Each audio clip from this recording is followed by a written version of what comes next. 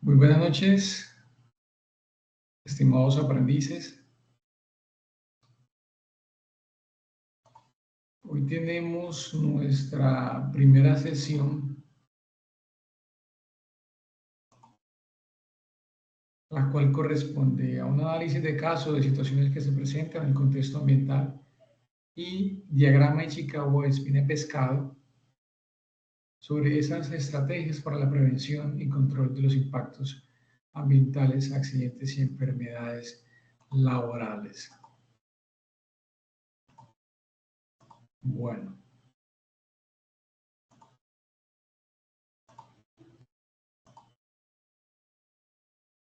Los temas a tratar bien, vamos a hablar sobre los fundamentos de seguridad en el trabajo, fundamentos del medio ambiente, desarrollo de análisis del caso y diagrama de Chicago de espina pescado. Por último, vamos a tener un espacio de preguntas, dudas o inquietudes. Buenas noches, Hassan, bienvenido. Buenas noches, profesor. Buenas noches. Mi nombre es Ronald Sosa Magmajo, soy el instructor transversal encargado del área de seguridad y seguridad del trabajo. Recordemos los medios en el cual se pueden comunicar conmigo, es a través del correo rsosa@sena.edu.co,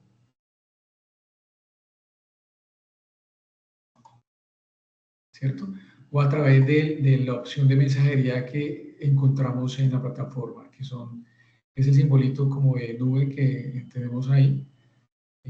Realmente la plataforma la tengo abierta todo el día y el correo también, por cualquier medio.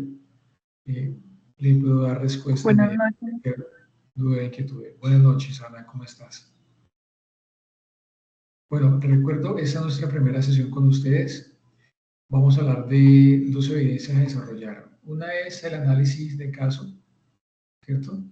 El cual se presenta en el contexto ambiental y seguridad en el trabajo, y otra es un diagrama de Chicago o de espina de pescado sobre las estrategias para la prevención y control de los impactos ambientales, accidentes y enfermedades laborales. ¿Listo? Muy bien. Entonces, bueno, Ana o Hassan o Alexis, ¿qué conocimientos tienen ustedes sobre los temas basados en seguridad y sobre el trabajo?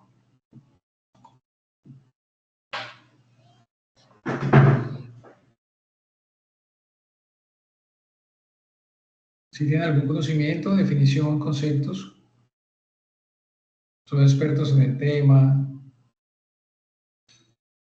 ¿qué relación tienen o han tenido? Profe, pues un poco de conocimiento que es como una ley o un área de una empresa que nos previene muchas cosas en ella. Perfecto, sí, exacto. Muy bien, bueno. Bueno, vamos a entrar a hablar un poco sobre la definición y las ventajas de implementar un sistema, ¿cierto? Aquí hablamos de implementar un sistema de gestión en seguridad y sobre el trabajo. Entonces, ¿qué es el sistema de gestión en seguridad y sobre el trabajo? Aquí las siglas es lo que nos define. Sistema de gestión, seguridad y salud en el trabajo. Entonces, para no alargar la palabra, voy a decir sistema para que tengamos en cuenta eso. Entonces, un sistema es una disciplina que busca prevenir accidentes y enfermedades laborales mediante la identificación, evaluación y control de los riesgos en el entorno laboral. Un sistema de gestión, entonces, es esa estructura organizada que integra políticas, procedimientos, actividades con el fin de proteger la salud y la seguridad de cada uno de nosotros, ¿cierto? O colaboradores, como queremos llamarlo, o trabajadores, como le queremos llamar. Implementar un sistema de seguridad y salud en el trabajo, ¿no? Están entrando más compañeros. Tiene varias ventajas, entre las que se destaca la reducción de los accidentes y enfermedades laborales, ¿cierto? Aquí permite poder identificar y gestionar riesgos disminuye la probabilidad de accidentes y enfermedades relacionadas con el trabajo. Otra ventaja es, al implementar un sistema, es la mejora en la productividad y eficiencia. Pues al reducir incidentes y crear un ambiente seguro, los trabajadores o colaboradores pueden desempeñarse mejor y tranquilidad, pues lo que mejora así la productividad y la eficiencia en las tareas diarias. También el cumplimiento de la legislación y normativa es muy importante. O sea, esto nos ayuda a que las empresas cumplan con las leyes y normativas en seguridad laboral, evitando algunas sanciones legales y mejorando la reputación de la organización. También está la disminución de costos asociados a los accidentes laborales, pues al reducir los accidentes se minimizan los costos directos, como es indemnizaciones, ¿cierto? O algunos indirectos, como son las pérdidas de productividad o tiempo, resultando en un ahorro significativo para la empresa. También una ventaja es el fortalecimiento de la cultura organizacional, pues la implementación de ese sistema de gestión de seguridad en el trabajo promueve una cultura de prevención y cuidado entre los colaboradores, aumentando el compromiso y la satisfacción laboral. Entonces, esos beneficios no solo protegen a los empleados, sino que también aporta crecimiento y sostenibilidad a las empresas. Muy bien. Aquí entramos a hablar de un punto importante. Recuerden que entre las ventajas que mencionamos, hablamos de una que es de suma importancia y la cual corresponde a todo lo referente a la normatividad legal, ¿cierto? Conocer la normatividad en seguridad en el trabajo es fundamental para poder garantizar condiciones laborales seguras y saludables.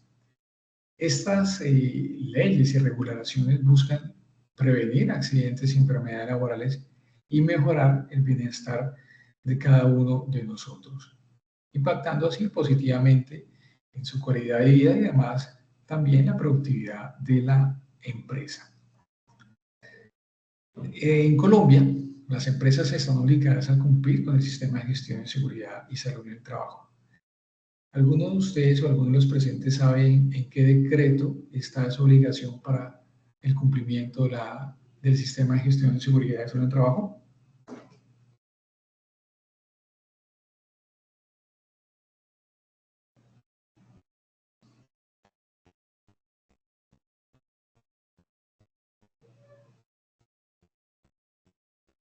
¿Ninguno? Bueno, esta obligación para el cumplimiento del sistema lo podemos encontrar en el decreto 1072 del 2015, que es el decreto único reglamentario del sector de trabajo, ¿cierto? Este decreto obliga a todas las organizaciones, sin importar su tamaño, su actividad económica, a implementar, mantener y mejorar continuamente un sistema de gestión de seguridad y salud en trabajo. No es que venga, yo lo monto el sistema, ¿sí? Lo monto un día, en un mes está listo, 2 meses, quedó en papel y ya, ahí está montado.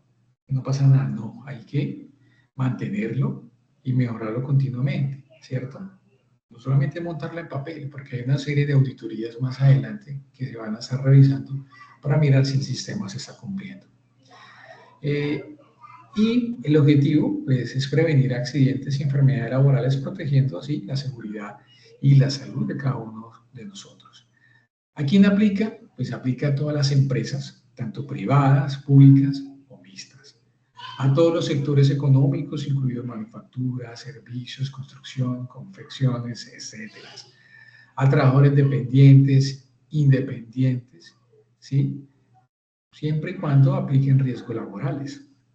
Entonces, el desconocimiento y incumplimiento de la normatividad puede llevar a algunas sanciones administrativas y a unas multas impuestas por la Dirección Territorial de Trabajo o el Ministerio de Trabajo. Entonces, y cumplir con la normativa evita esos conflictos legales y demuestra además un compromiso de la empresa con la legislación laboral. Las sanciones por incumplimiento de la normativa en seguridad y salud en el trabajo no solo impacta económicamente, sino que también puede afectar la reputación de la empresa. Estas sanciones varían según la gravedad de la infracción, además también del tamaño de la empresa, y se calcula en función del salario mínimo legal vigente. Entonces, ¿alguien sabe en cuánto está el salario mínimo legal vigente de este año? 1.423.000 más el auxilio de transporte, que son 100.000 pesos. 1.423.500, perfecto, exacto. Entonces ya pueden imaginarse esas sanciones por incumplimiento del sistema de gestión de seguridad en el trabajo. O sea, pueden ser multas que pueden alcanzar hasta los 500 salarios mínimos legales vigentes. O sea, eso es lo que equivale casi a 700 millones, ¿cierto? Por incumplimiento de la implementación del sistema de gestión de seguridad en el trabajo. Entonces, eso no es porque va a ser para todas las empresas, no. Pueden haber suspensiones de actividades en casos de reincidencia o incumplimiento de medidas correctivas. Se puede ordenar alguna suspensión de actividades hasta de 120 días. Entonces, eso también varía según la clasificación de la empresa y su tamaño, si son microempresas, si son medianas o empresas grandes. De los aquí presentes, ¿cuándo es una mediana empresa? ¿Cuándo hay cuántos trabajadores?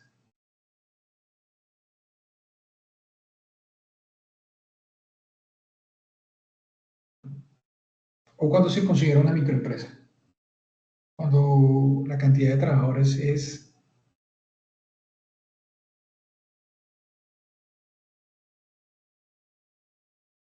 Por ahí 50 empleados, más o menos. ¿Esa para cuál? Para la mediana empresa, ¿cierto? Entre 51 y 200 trabajadores. Microempresa maneja hasta 10 trabajadores. Cuando es una pequeña empresa, ya maneja de 11 a 50 trabajadores.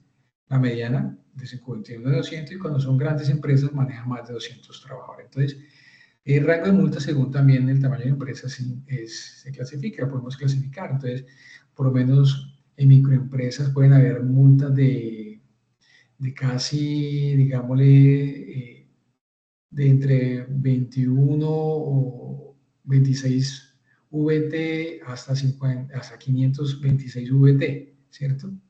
Entonces, eso varía según el tamaño, por lo menos, o puede, una empresa de gran tamaño puede haber multas de unos 2.600 VT. ¿Y qué es un VT? El VT es la medida que establece, o es establecida por la Dirección de Impuestos y Aduanas, Claria, y sirve como una referencia para determinar esos valores tributarios y sanciones.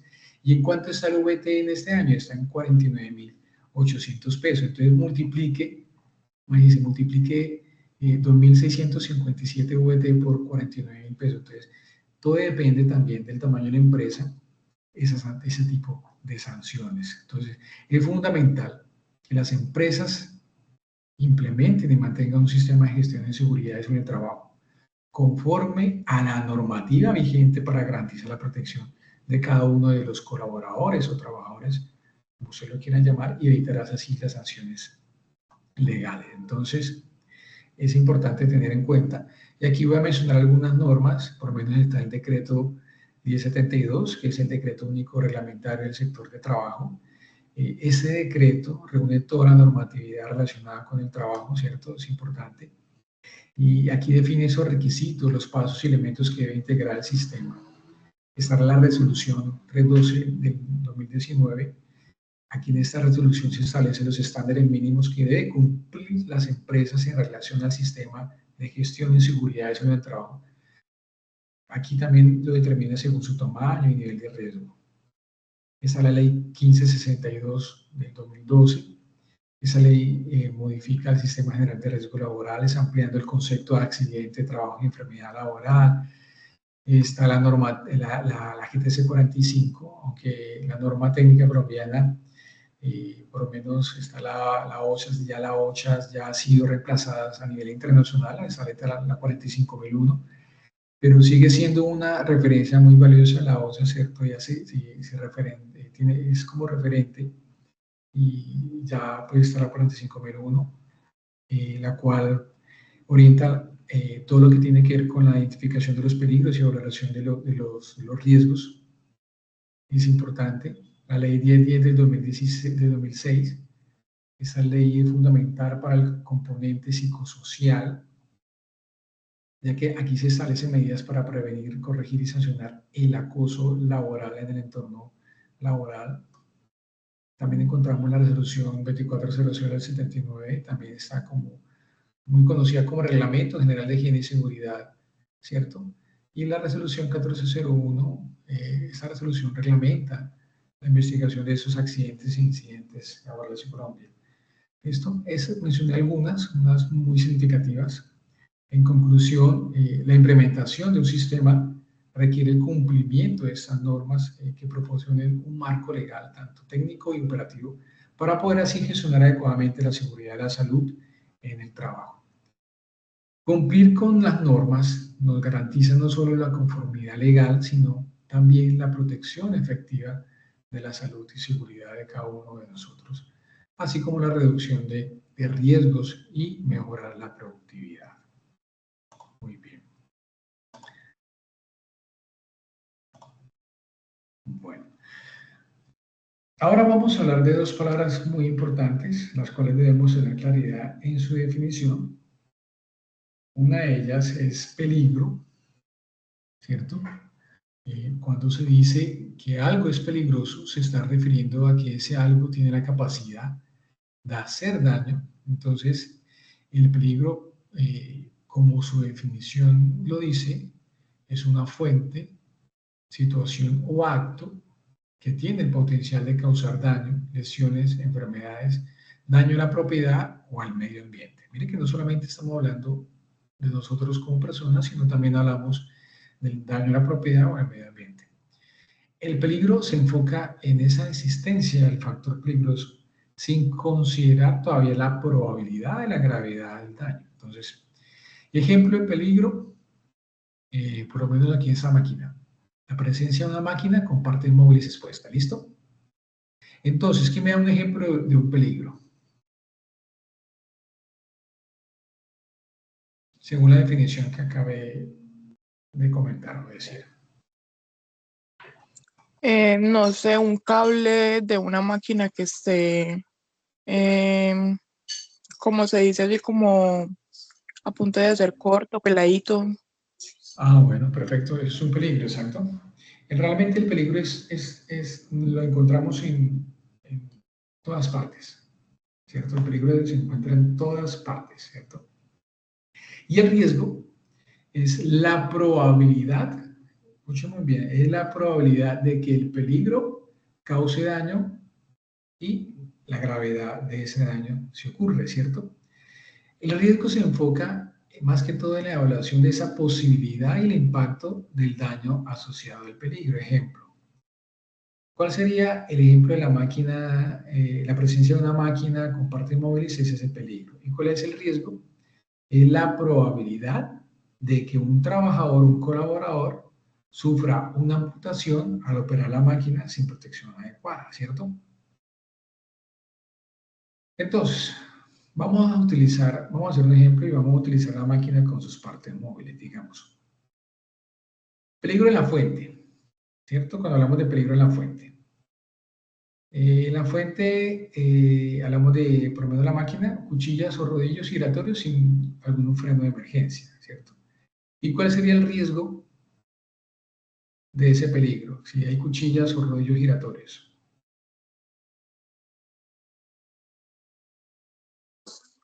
Una amputación. Exacto, un cortes graves, amputaciones, ¿cierto? Si llega a fallar o se ocurre una falla, un accidente en la máquina. Ahora hablemos de peligro en la situación. Digamos, en la misma máquina. Pero estamos trabajando en la máquina. Y un peligro sería que en el área de trabajo de esa máquina esté resbaladiza o haya un aceite en el piso, ¿cierto? ¿Y cuál sería el riesgo ahí?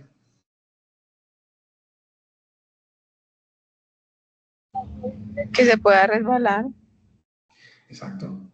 Entonces el riesgo son caídas, contacto accidental, puede ser que se golpeó también con la máquina, ¿sí? Y ocurrió también una lesión grave.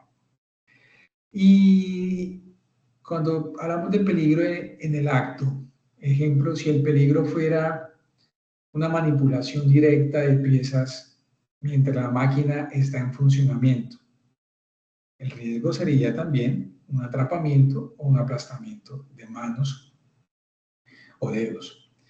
Entonces, a lo que quiero llegar, en resumen, cuando hablamos de peligro en la fuente, es cuando proviene del diseño o el estado físico de la máquina, ¿cierto? Ejemplo, si la máquina trabaja con rodillo, algunas cuchillas, pero no tiene algún guarda cuchillas, no tiene algún freno de emergencia, entonces hay un peligro con esa máquina, es peligro en la fuente. Cuando hablamos peligro en la situación, se deriva de las condiciones ambientales o del entorno en el cual estamos trabajando. Recuerda que había una máquina, pero alrededor de la máquina había un fluido, estaba el piso resbaladizo, entonces esa situación era peligrosa. Y cuando hablamos peligro en el acto, se genera por acciones inseguras o errores humanos.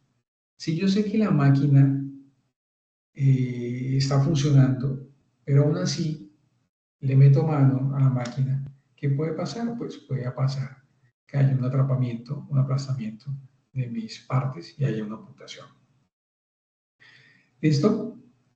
Peligro en la fuente, cuando hablamos del diseño o estado físico de alguna máquina, alguna herramienta.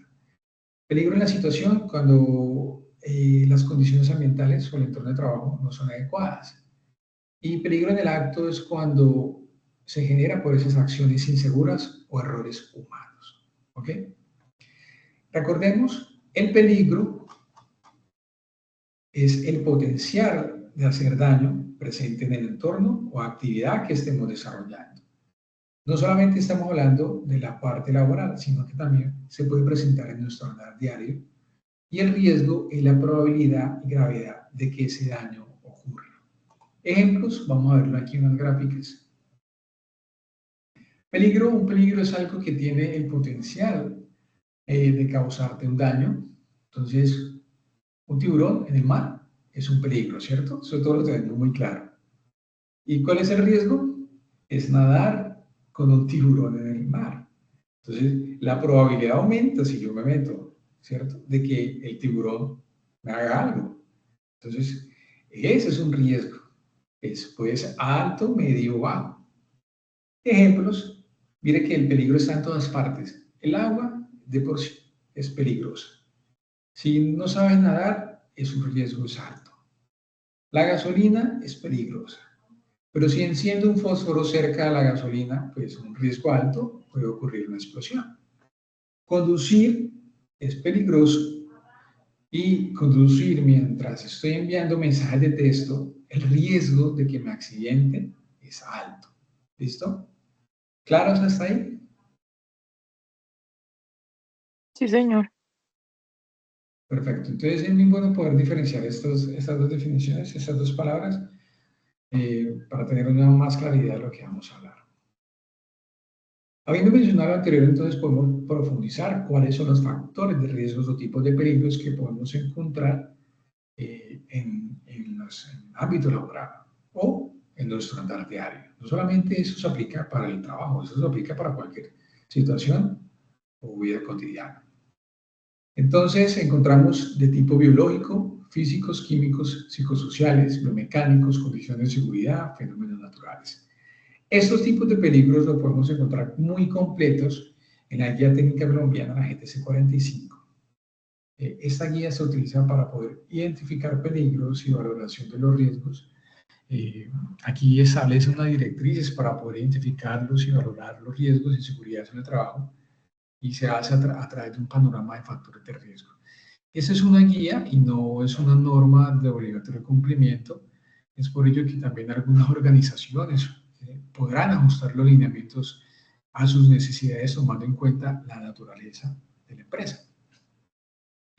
Por lo menos encontramos algunos riesgos biológicos y en ellos son esas condiciones o elementos presentes en el entorno de trabajo y pueden aumentar lo que es la probabilidad de exposición a agentes biológicos como son las bacterias, los virus, los hongos u otros organismos que pueden afectar o causar enfermedades o afectar la salud de cada uno de los colaboradores o de nosotros como tal en la casa, ¿cierto? Perdón. También encontramos riesgos físicos de todos los riesgos laborales. Los riesgos físicos pueden ser los menos obvios, porque a pesar de su nombre, estos riesgos físicos no siempre son algo que se puede ver o tocar. No, los riesgos físicos afectan en condiciones climáticas extremas, ¿cierto? O en entornos de trabajo nocivos. Ejemplos: el ruido, las vibraciones, las presiones atmosféricas, las radiaciones ionizantes, las radiaciones ópticas, como son los rayos ultravioleta, infrarrojos, láser, ¿cierto? Temperaturas extremas, calor, frío, esos son los riesgos físicos. Los riesgos químicos son factores que se originan por algunas sustancias químicas presentes en el lugar de trabajo, que pueden ser tóxicas, pueden ser irritantes o perjudiciales para la salud. Están los riesgos psicosociales, se refiere a esas condiciones o situaciones que pueden afectar la salud mental y el bienestar emocional de cada uno de nosotros. Incluye aspectos como lo que es el estrés laboral, la carga de trabajo excesiva, la falta de control sobre las tareas, que no, que esta tarea no lo puedo hacer, que voy a hacer, que voy a hacer, entonces es impresionante, la falta de apoyo social, la violencia o el acoso laboral o la violencia intrafamiliar, sí, todo eso influye mucho. El riesgo ergonómico y biomecánico se refiere a esas condiciones en el entorno de trabajo que puede afectar la interacción entre los colaboradores y su entorno laboral. O sea, especialmente en relación con la ergonomía, o sea, que el estudio de la adaptación del trabajo al colaborador y viceversa sea la adecuada.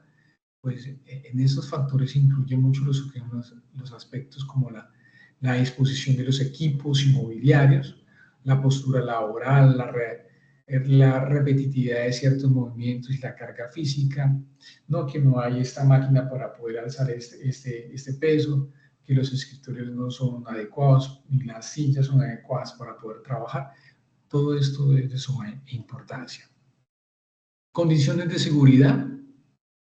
Están relacionados o se derivan de la utilización de equipos defectuosos, operaciones en superficies inseguras, manipulación incorrecta de equipos de trabajo y maquinaria de trabajos. Pueden causar lesiones corporales, quemaduras, cortes, cualquier clase de contusión, ¿cierto? Muy bien. Y fenómenos naturales, pues ese tipo de riesgos están involucrados a esos fenómenos naturales como el calentamiento global, y sus efectos cada vez más impredecibles y esos cambios extremos, fenómenos atmosféricos como trabajar en temperaturas extremas, ¿cierto? Tanto calor como frío, lluvias torrenciales, vendavales, nevadas, inundaciones, todo esto incluye en estos tipos de peligros. Bueno, entonces, para la identificación de estos factores de riesgos, se debe seguir varios pasos y es a través de una evaluación de los riesgos, como lo vemos acá. El primer paso que encontramos o que debemos desarrollar es a través de una lista de verificación. Aquí donde se incluyen todos esos factores de riesgos que se pueden encontrar dentro de una empresa. Solo se deben marcar esos factores de riesgos presentes dentro del puesto de trabajo a diagnosticar, ¿cierto? O la actividad que vamos a diagnosticar. En segundo paso, el segundo punto es la matriz de riesgo, ¿cierto? Y esta matriz de riesgo es muy parecida a la que nosotros estamos viendo acá en este momento. ¿Qué es una matriz de riesgo? Una matriz de riesgo es una herramienta muy fundamental en la gestión de seguridad y salud en el trabajo y se utiliza para poder identificar, evaluar y priorizar esos riesgos asociados con los diferentes peligros en los puestos de trabajo, en las actividades que vamos a desarrollar o en el proyecto a desarrollar. Entonces, Una matriz de riesgo efectiva debe ser una herramienta muy clara, detallada, capaz de evaluar cuantitativa y cualitativamente y debe poder adaptarse a diversas necesidades de las empresas. Entonces, es importante que en esta matriz prioricemos los peligros prioritarios. Debe obtenerse a través de esta matriz de riesgo. Para esto es importante utilizar la guía técnica colombiana, la que les mostré anteriormente, la GTC 45, para poder identificarlos y poder así crear la matriz. Entonces, el primer paso es hacer una lista de verificación de esos peligros encontrados en el puesto o área de trabajo. El segundo paso es desarrollar una matriz, ¿cierto? Esa matriz debe tener ciertas características, debe ser clara y simple. O sea, la matriz debe ser clara y fácil de entender para que cualquier persona, independiente de su nivel técnico, pueda interpretarla. ¿Por qué? Porque todo el personal de la organización, todo el personal, hasta el personal de oficios varios, el personal de limpieza, debe entender que en su puesto de trabajo hay una serie de peligros y riesgos que se pueden presentar. Y cuando yo, como responsable del área de seguridad de salud de trabajo, deba mostrársela, él debe entender muy bien qué es lo que puede pasar en su área de trabajo, ¿sí? Cuáles son los peligros asociados a su área y que él debe tener unas medidas adecuadas para que esto no suceda. Entonces, debe ser clara y simple de entender. Se debe actualizar periódicamente. Claro, los riesgos en el lugar de trabajo pueden cambiar con el tiempo debido a algunos factores como la introducción de nuevas tecnologías, cambios en los procesos, modificaciones en el ambiente laboral, ¿cierto? Debe tener especificidad o específica y detallada. Pues la matriz debe contener información específica sobre cada riesgo, incluyendo la descripción del peligro, las posibles consecuencias, esos factores de riesgo y los controles actuales o necesarios que podamos tener. Evaluación cuantitativa y cualitativa. O sea, es ideal que la matriz integre tanto una evaluación cualitativa, o sea, una descripción del riesgo y su consecuencia, como una cuantitativa, como un uso de valores numéricos para calcular el nivel de riesgo basado en esa probabilidad. Flexible y adaptable, pues la matriz de riesgo debe ser flexible para adaptarse a distintos tipos de actividades, áreas dentro de la organización. Eso implica que pueda aplicarse en diferentes contextos o ajustarse para responder a las necesidades de cada área específica.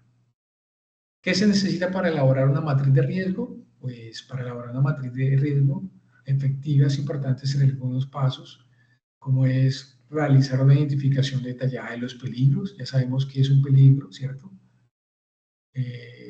La idea es recorrer cada área de trabajo y entrevista con los colaboradores para identificar todos los peligros posibles. Define los criterios de evaluación, probabilidad y severidad, pues aquí donde se establecen esos criterios claros y estandarizados para evaluar esa probabilidad de ocurrencia y severidad de las consecuencias de cada riesgo. Importante, involucra al personal en la evaluación de riesgo. Es importante, pues, incluir a los trabajadores en el proceso de identificación y evaluación de los riesgos permite tener una perspectiva más completa y ayuda a que comprendan y se comprometan con la medida de control, o sea, hacerlos responsables también de la implementación del sistema. Priorizar los riesgos en base en su nivel, pues utilizar la matriz de riesgos para poder clasificar y priorizar cada riesgo según su nivel, por ejemplo, bajo, medio, alto o crítico. Documenta o implementa controles y hace un seguimiento. Como he dicho, la idea es no tener esta documentación en papel, sino que se haga un seguimiento a través de unos responsables, ¿cierto? Que haga un seguimiento de que esto se esté cumpliendo a cabalidad. Entonces, en conclusión, un sistema de gestión de seguridad en el trabajo nos permite gestionar de manera estructurada los peligros tanto en la fuente, ¿cierto?, en la situación del acto, evaluando así el riesgo y aplicando controles preventivos basados en esta matriz de riesgo. Esos controles van más allá de cumplir con los requisitos legales, contribuyen también a establecer una cultura de seguridad y prevención en los lugares de trabajo. Muy bien. ¿Cómo vamos hasta ahí? ¿Todo claro? Sí, señor. Bueno, aquí hablamos lo referente a toda la parte de seguridad y sobre el trabajo. Vamos a entrar a hablar un poco sobre la parte de gestión ambiental, ¿cierto? Para ello hay que tener claro algunos conceptos. ¿Y qué es medio ambiente? El medio ambiente, pues nos referimos a ese conjunto de elementos naturales, sociales y económicos que interactúan y afectan la vida en nuestro entorno o nuestro planeta, como lo queremos decir. ¿Y qué es la gestión ambiental? La gestión ambiental es ese conjunto de prácticas, políticas, procedimientos orientados a minimizar esos impactos negativos de las actividades humanas en el medio ambiente y a promover así el uso sostenible de los recursos naturales. ¿Listo? Aquí se involucra una serie de acciones de prevención y control, corrección de esos impactos ambientales y es de suma importancia. Las características que debe tener una buena gestión ambiental. Una de ellas es un enfoque preventivo. O sea, la prevención es fundamental, tanto una buena gestión ambiental como una gestión de seguridad en el trabajo. Aquí implica poder identificar y controlar los potenciales de impactos ambientales antes de que ocurran en el lugar de actuar solo de manera reactiva. ¿Cierto? Por ejemplo, ¿cómo hacer un enfoque preventivo? Pues implementar tecnologías limpias y procesos de producción menos contaminantes desde el inicio para poder evitar así algunas emisiones y residuos perjudiciales. Otra característica de una buena gestión ambiental es el cumplimiento de normativas y legislación. Mira que también lo hablamos acá. No solamente el área de seguridad, sino el trabajo, sino el área ambiental también se debe cumplir con una serie de normativas y legislaciones. Una gestión ambiental adecuada debe cumplir con todas las normativas y regulaciones, tanto locales, nacionales, internacionales, aplicables. No es que venga, esta legislación es internacional, pero no sé si aquí en Colombia la aplicamos, pero de todas maneras hagámosla, ¿no? Las que sean aplicables en Colombia, ¿listo?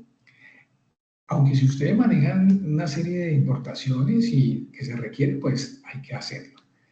Esto asegura que la organización esté en conformidad legal y también refuerce su compromiso ambiental. La promoción del uso eficiente de recursos. Pues la optimización de recursos como el agua, la energía y materias primas es un pilar de gestión ambiental. El uso eficiente reduce costos y minimiza el impacto ambiental, fomentando así un consumo responsable. Ejemplo, pues implementar programas de reciclaje de agua, eficiencia energética o reducción de desperdicios en los procesos productivos es como un ejemplo claro de esta promoción de uso eficiente de recursos. La participación y concienciación de los colaboradores o trabajadores. O sea, involucrar y concientizar a los empleados es crucial para la gestión ambiental sea efectiva, como la capacitación y la participación activa de todos los niveles de la organización, no solamente del personal operativo, técnico, no, el personal administrativo, gerencial. Es importante que desde allí, de la parte directiva, se vea este compromiso, como realizar talleres de sensibilización sobre el reciclaje, ahorro energético y prácticas sostenibles. Todo esto es fundamental para contribuir a una gestión ambiental en las organizaciones. La mejora continua y el monitoreo, pues, debe basarse en un proceso de mejora continua y monitoreo, evaluar periódicamente los indicadores ambientales. Eso nos permite identificar áreas de oportunidad, aplicar medidas correctivas cuando sea necesario, ¿cierto? En conclusión, todas esas características nos ayudan a que la gestión ambiental sea integral, sostenible y eficaz, pero alineado a la actividad de la organización con el respeto y la conservación del medio ambiente, con un enfoque preventivo, cumpliendo lo normativo, con el uso de eficientes recursos, con una participación activa y con una mejora continua, ¿cierto? La gestión ambiental pues, se convierte en un factor de crecimiento sostenible y una responsabilidad social. ¿Quién emite la normatividad ambiental en Colombia? Pues en Colombia la normatividad ambiental es emitida y regulada por diversas entidades gubernamentales encargadas de la protección y conservación del medio ambiente. Esas entidades establecen normas y directrices que las organizaciones y los ciudadanos como tales debemos seguir para asegurar una buena gestión ambiental. Entre ellas está el Ministerio de Ambiente y Desarrollo Sostenible, las autoridades ambientales regionales, que son las corporaciones autónomas regionales, que son las CARS, ¿cierto? La Agencia Nacional de Licencias Ambientales, el Instituto de Hidrología, Meteorología y Estudios Ambientales, IDEAN, el Ministerio de Salud y Protección Social, también, entonces, son entidades que están al margen de estos temas. Algunas normas claves para un buen uso de gestión ambiental, para asegurar una buena gestión ambiental en las organizaciones, pues se debe seguir ciertas normas y regulaciones emitidas por estas entidades. Pues una de estas está la Ley 99 del 93, esta ley se basa en la estructura ambiental y establece el Sistema Nacional Ambiental, el cual organiza la gestión ambiental en el país, define esa responsabilidad del Ministerio del Ambiente. Está el decreto 1076, que es el decreto único reglamentario del sector del ambiente. Aquí se recopila toda la normatividad ambiental vigente en un solo decreto, incluye aspectos sobre la gestión del agua, suelos, biodiversidad. Está en la resolución 631 del 2015. Establece algunos parámetros y límites máximos permisibles de vertimientos puntuales a cuerpos de agua y el sistema de alcantarillado público. El decreto 3930 regula el uso, manejo de aprovechamiento y conservación de los recursos hídricos.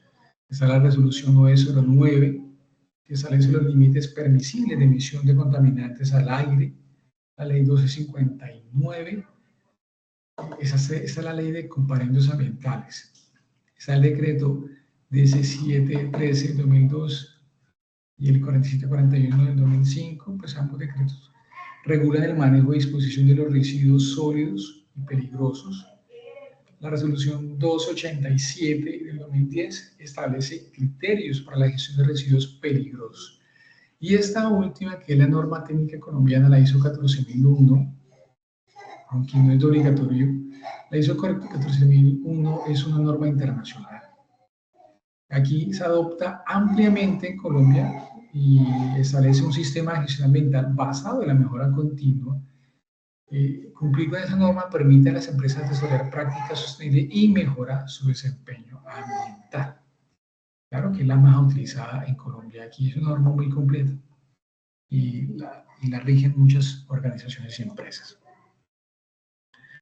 Entonces, recordemos que un sistema de gestión ambiental es el conjunto de prácticas, procedimientos y políticas organizacionales que tiene como finalidad gestionar los aspectos ambientales de manera sistemática y controlada. ¿Listo?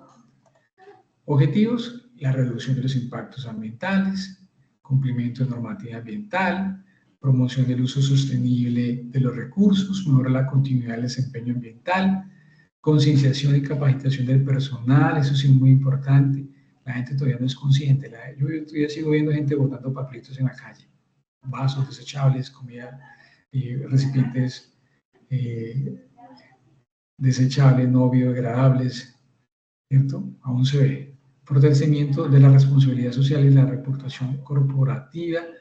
Pues es importante mostrar el compromiso de la empresa con la sostenibilidad, mejorando también así su imagen pública y cumplimiento con las expectativas de los clientes. Entonces, es esencial para integrar la sostenibilidad en las operaciones diarias de una organización, establecer y cumplir objetivos como la reducción de esos impactos, el uso sostenible de recursos y la mejora continua de un sistema de gestión ambiental.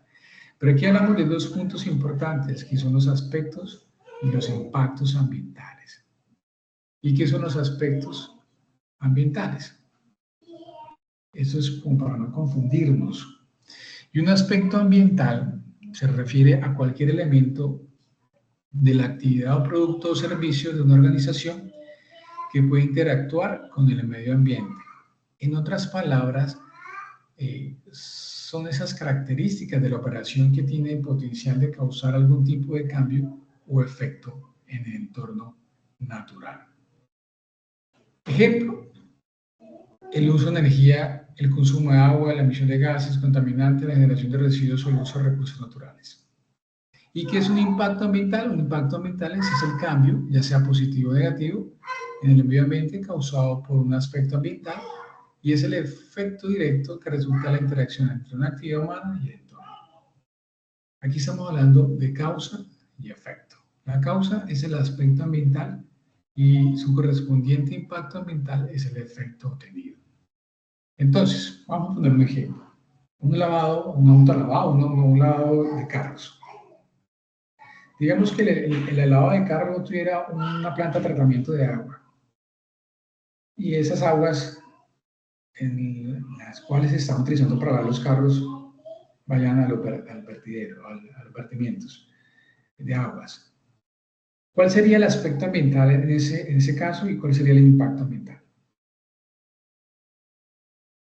Pregunta para los aprendices presentes.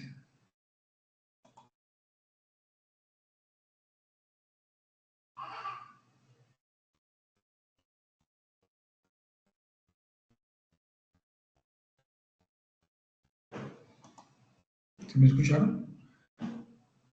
¿Sí me están escuchando?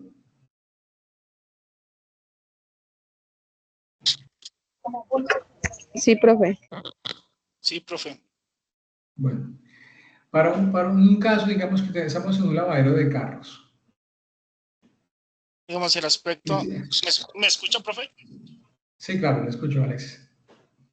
Digamos, el aspecto ambiental para un caso, un lavadero de carros sería, digamos, el consumo de agua, ¿sí? Y el impacto sería, digamos, botar el agua contaminada a la tierra, a la superficie. Perfecto, exacto. El aspecto ambiental son esos elementos, ¿cierto? De esas actividades o de los servicios de una organización. En ese caso, digamos que cuando yo lavo un vehículo, esas aguas sucias, aguas residuales de ese lavado, si el lavadero no tiene una planta de tratamiento y va a parar a los vertimientos de agua, va a tener unas repercusiones y van a ser unos impactos negativos por esos aspectos. Y esos aspectos es el consumo de agua y esos vertimientos de agua y esa vertimiento de agua a esos fluentes o alcantarilla, digámoslo así. Entonces, el aspecto es esa actividad, esos residuos que la organización genera, ¿cierto? Y el impacto es generado por esas actividades o esos residuos de las organizaciones. Entonces, realmente los impactos ambientales negativos son generados ¿por quién? Por el ser humano, por nadie más. Cuando se presentan impactos ambientales negativos o positivos también, es cuando sembramos un árbol, se puede presentar un impacto negativo. Pero los impactos negativos son realmente generados por el ser humano como tal, ¿cierto? Muy bien. Aquí vamos a entrar a un punto importante y es la evaluación de esos impactos ambientales. Entonces, para poder identificar y evaluar esos efectos antes de que ocurra, se debe desarrollar una evaluación de impactos ambientales, el cual es un proceso que tiene como objetivo identificar, predecir, evaluar y mitigar los impactos ambientales negativos que puede generar un proyecto, una actividad o un plan antes de su implementación. Por lo menos en el caso de lavadero. Antes de poder desarrollar esto, yo debo haber hecho una evaluación de esos impactos ambientales que voy a generar. Entonces, si yo sé que el vertimiento de esas aguas residuales o esas aguas sucias van a ir a parar a estas fuentes hídricas ¿Qué debo hacer? Debo tener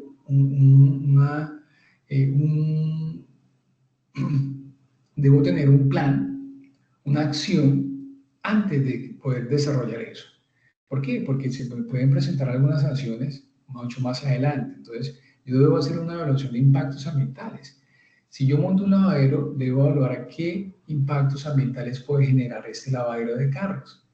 Y es estos y estos impactos. Entonces, eso es por qué se hace, por este motivo se hace la evaluación de los impactos ambientales para poder determinar y para poder identificar, para poder predecir, evaluar y mitigar esos impactos ambientales negativos que puede generar este proyecto, ¿cierto?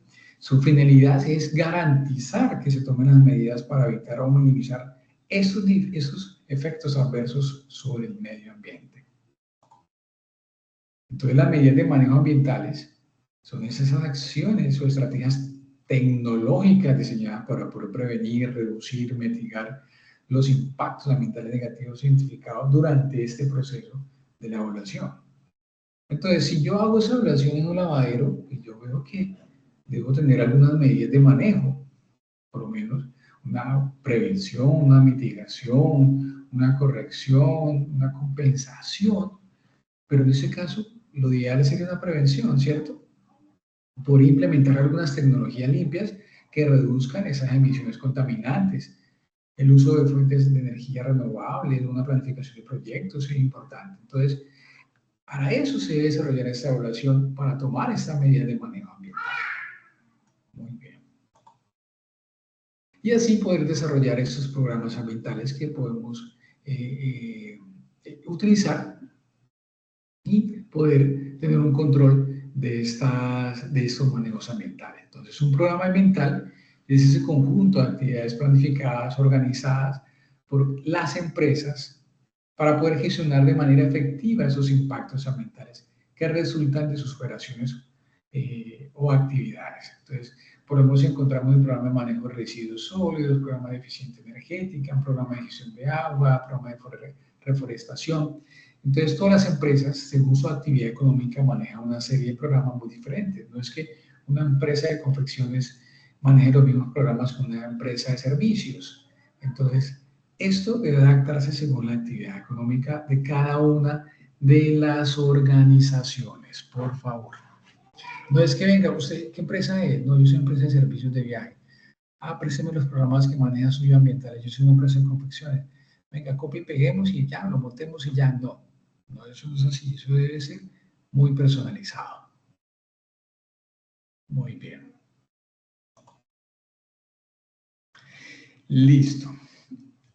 Aquí vamos a entrar a desarrollar dos evidencias. ¿Listo? Bueno, preguntas, dudas, inquietudes con respecto a los temas que ya hemos hablado. O hacemos preguntas, dudas, inquietudes después de hablar de las evidencias. Bueno, hagámoslas después. Creo que mejor. Bueno, la primera evidencia a desarrollar nos dice, el aprendiz realizará un análisis de problemas o situaciones cotidianas.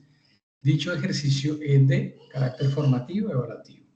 Recuerde previamente haber realizado la lectura del componente formativo antes de dar inicio al desarrollo de la tarea. Orientaciones para el desarrollo de la actividad. Esta actividad, miren, escuchen muy bien esta parte porque a veces uno me han entregado solamente una sola parte. Esta actividad de aprendizaje consta de dos partes. Una, la identificación de condiciones de seguridad y peligro. Y dos, elaboración de matriz de identificación de los peligros y valoración de los riesgos en seguridad y salud en el trabajo. Bueno, tenemos un caso, y ese caso ustedes lo tienen ahí en el material de formación. Es una empresa de vestidos y costuras. Entonces, aquí vamos a hablar del sector de confecciones, ¿cierto? Esa es la actividad económica. Para que lo tengan, ya le di un punto ahí a favor. Actividad económica, confecciones. Es crucial, en seguridad y en el trabajo es crucial debido a que hay diversas tareas y el uso de maquinarias especializadas en este tipo de actividad económica. Pero ¿qué nos dice acá? Ese caso nosotros lo vamos a leer. Vamos a hacer un análisis e interpretación. Miren que solamente ese es el punto A que vemos acá. Ese es el punto A. Entonces, leemos este caso y vamos a identificar del caso anterior y justificar cada respuesta. Entonces, ¿qué identificamos? Condiciones de seguridad. ¿Qué condiciones de seguridad vamos a identificar ahí? ¿Y qué son las condiciones de seguridad? Son esas características del entorno del trabajo que pueden influir en la seguridad de esas operaciones, por lo menos en el taller o la fábrica de confecciones, ¿cierto? Aquí incluye todo lo que es infraestructura, si hay espacios adecuados para el tránsito del personal, materiales, pisos deslizantes, si hay buena iluminación, ¿cierto? O maquinarias y equipos, por ejemplo, máquinas de coser, cortadoras de plancha, industriales en buen estado, o con dispositivos de seguridad, o si no tienen protectores de agujas o cuchillas, todo lo que nos quiera mostrar el caso. Si no lo hay, no hay ningún problema, entonces generaliza. También en las condiciones de seguridad podemos mostrar lo que son instalaciones eléctricas, si hay orden, aseo, limpieza, ¿cierto? Si los trabajadores utilizan equipos de protección personal, listo. Factores de riesgo, ¿cierto? Aquí son elementos presentes en el entorno laboral, como si por lo menos si hay físicos, ruido, iluminación, temperatura, algunos químicos, polvos, de textil, o la postura forzada, o movimientos repetitivos en la parte ergonómica. Todo esto lo vamos a identificar, ¿cierto? Tipos de peligro, recuerden tipos de peligros, por lo menos los mismos que mencionamos, físicos, químicos, iluminación, mecánicos, algunos atrapamientos en las máquinas. Condiciones de seguridad por actividad económica, recuerden que la actividad económica es confecciones, ¿cierto? Por lo menos en el proceso de confección se identifican condiciones de seguridad, por lo menos como el corte de telas, o costuras y ensamblajes, algunos planchados, acabados, o almacenamiento y manejo de materiales. Entonces, en esas condiciones de seguridad para actividad económica, ustedes sí lo pueden buscar, qué condiciones de seguridad se presentan por esta actividad económica. Ya le mencioné unos y es cómo completarlos. ¿Listo? ¿Cómo vamos a ver en el punto A? Eso es lo que me va a identificar según el caso.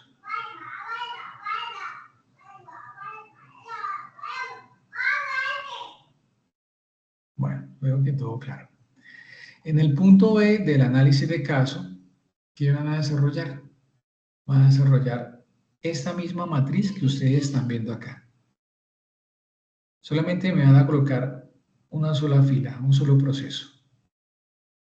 Y lo van a sacar del caso anterior. Le voy a dar un ejemplo. Voy a desarrollar uno solo para que lo tengan ahí presente. Digamos el proceso, vamos a colocar corte de telas. ¿Listo? Zona o lugar de trabajo. Vamos a colocar área de corte. Actividad es la acción principal realizada en esa área.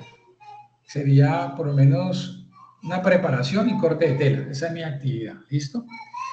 La tarea es, digamos que yo estoy operando una cortadora eléctrica. ¿Sí? Rutinario o no. ¿Sí? Lo hago todos los días, es rutinario. Aquí, este punto es importante.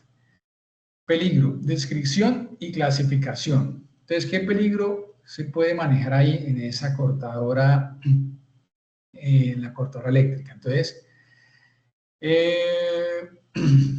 peligro, descripción, pues hay cuchillas afiliadas y movimiento rápido, y la clasificación es mecánico, ¿cierto?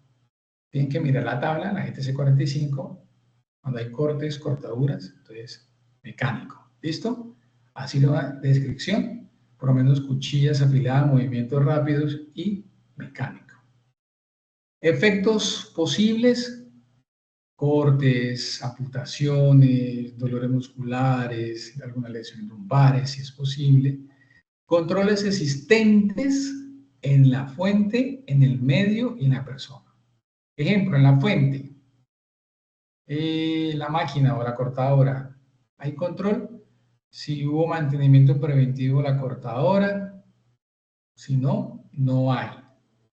En el medio, si de pronto, no sé, tiene espacio, en el entorno, si tiene algunas guardas, como tal. La persona, si de pronto uso guantes anticortes o si tuvo alguna capacitación, si no lo hay, dice no hay controles, el trabajador no utilizaba nada de esto, entonces no lo hay. ¿Listo? ¿Claros hasta ahí? Sí, señor. Solamente me van a hacer una de estas, no más. La idea es que la puedan entender. De esto van a encontrar en internet a montones, vuelvo y lo digo, por favor, no me copien ni me peguen, no copien ni peguen los trabajos que están en internet. ¿Por qué? Porque yo ya me di cuenta, ya las tengo más, ya me los conozco. Yo llevo 5 años trabajando en la movilidad titulada virtual y ya me conozco muy bien los trabajos. Entonces, traten de hacerlo ustedes mismos. Apóyense mucho, listo, apóyense en lo que hay en internet, pero traten de hacerlo ustedes mismos. Y verá que eso es muy sencillo, muy chévere y muy fácil de entender. ¿Listo? La siguiente evidencia, que es el diagrama. Bueno, ¿cómo me van a presentar este documento? Este documento lo van a presentar a través de un documento en Word, pero les aconsejo es pasarlo, convertirlo a PDF, para que no se desconfigure la justificación del trabajo. Hagan su portadita, su punto A, punto B, y preséntelo bien chévere, ¿listo? Importante también, referencia bibliográfica, porque si ustedes ven, yo veo que me copiaron una parte y la tienen ahí igualita, pero le dieron eh, eh, reconocimiento al autor, pues no está mal, ¿cierto? No está mal, no está mal. Entonces, si sacaron una parte de esa parte, referencia bibliográfica, hay que darle reconocimiento al autor, eso es de suma importancia. ¿Listo? En un formato, en un PDF sería lo ideal, pero si quieren mandarlo a un Word como se le guía, no hay ningún problema, ¿listo? Muy bien. Segunda actividad, vamos a hacer es un diagrama de Ishikawa sobre las estrategias para la prevención y control de los impactos ambientales, accidentes y enfermedades laborales. Entonces, ¿qué vamos a hacer acá? Estrategias para la prevención y control de los impactos ambientales, lo mencionamos mucho lo que es la gestión adecuada de los residuos, ¿cierto? Control de emisiones atmosféricas, el uso eficiente de los recursos naturales, por lo menos también hay que tener en cuenta la prevención de derrame contaminante de los suelos, la parte de sensibilización, capacitación, educación ambiental, recuerden esto, ¿cierto? Toda la parte de la identificación y evaluación de los riesgos, la capacitación e información continua, el uso obligatorio de los elementos, esas son las estrategias que hemos mencionado siempre, ¿listo? La promoción de la cultura de la organización, organizacional, eso es importante. Entonces, ¿qué vamos a hacer? Esta actividad la vamos a entregar en una sola hoja, se puede desarrollar en una sola hoja, se desarrolla el diagrama de causa-efecto o espina de pescado o Chikawa. Y arriba, o abajo o arriba, me va a colocar su nombre y la fecha. Ese diagrama es una herramienta muy útil y se utiliza mucho en la parte de gestión de calidad.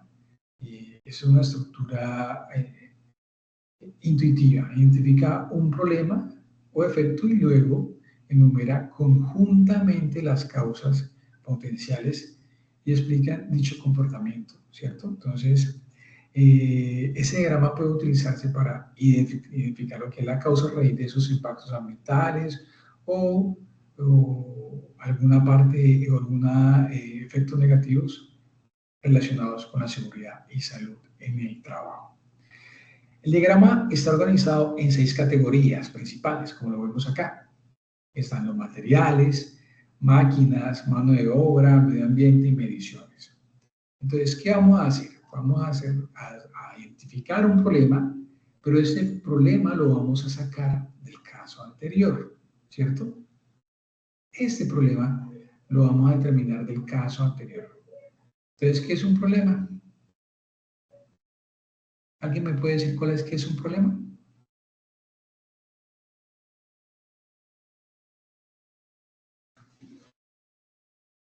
¿Una dificultad? Sí, una dificultad.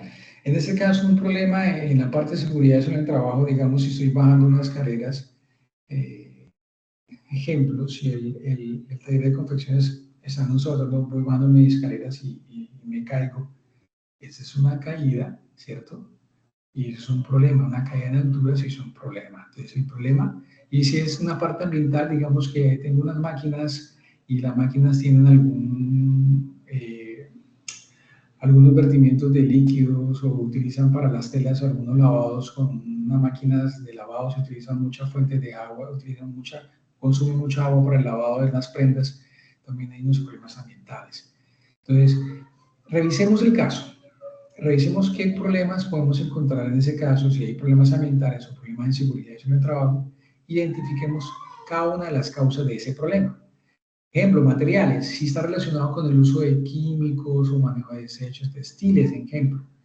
Si el método son procesos contaminantes o una falta de procedimientos adecuados, o en máquinas, digamos, si hay emisiones de ruido, vibraciones y posibles fugas que afecten la salud o el bienestar del trabajador, o si la mano de obra no tiene la capacitación necesaria o maneja prácticas inseguras, si en el ambiente en el cual o en el entorno la generación de los residuos de emisiones atmosféricas son muy constantes, o si las medidas son deficientes o el monitoreo no es adecuado para la parte de seguridad o la parte ambiental, entonces ahí vamos a determinar esas causas. Si no encontramos una causa por medio de la categoría de métodos, pues no pasa nada. Si no vemos que en esta categoría no hay una causa que nos ocasione ese problema, entonces no pasa nada. Identifiquen las causas necesarias, las que ustedes puedan encontrar según la categoría. ¿Listo? Y me van a entregar este diagrama más o menos parecido a este en una sola hoja. ¿Perfecto? Sí, señor. Listo. ¿Sí ven? Entonces, nada. Entonces, cualquier duda o inquietud que tengan con respecto a esos dos temas o los temas más adelante que vamos a ver, yo voy a estar pendiente. ¿Listo?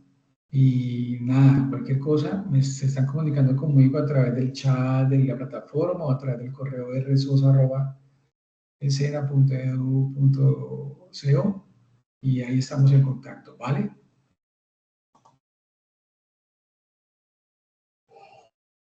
Bueno, Gracias, creo profe. que de nada, Ángela, Ana, Sujay y Alexis, por favor. Gracias. Que descansen y que tengan feliz resto de noche y estamos en contacto. Hasta luego, que se